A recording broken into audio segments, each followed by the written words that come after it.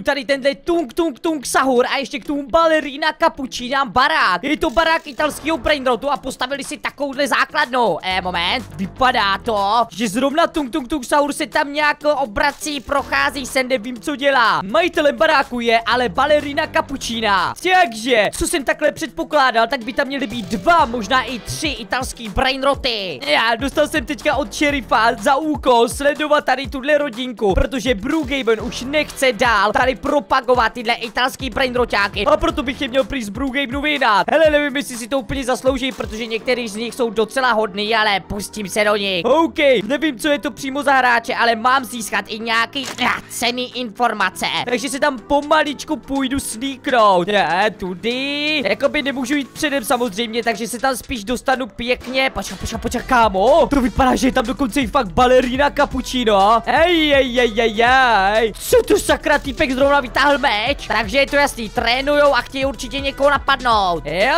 tak tohle se starostovi rozhodně bude líbit. Tady.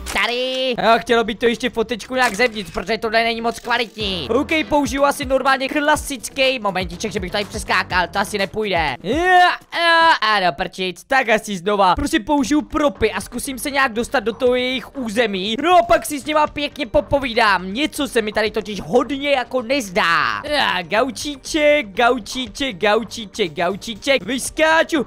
OK, tohle je docela randál. No a teďka pomocí gaučíčku bych se měl dostat jakoby takhle nahoru, jo. Hlavně to nesmějí vidět. Dal jsem to schválně tady touhle tmavou barvou. OK, dobrý. Poslední gaučink tady a dobrý, máme to. Oddělat rychle tyhle gauče. Tak, čistý. Nebo jak to vypadá. Kámo, takže týpek se tam normálně pořád producíruje. To se mi teda upřímně moc nelíbí. Vypadá to, že normálně fakt trénuje. Jak jo, uděláme to trošku jinak. Přepadnutí ze...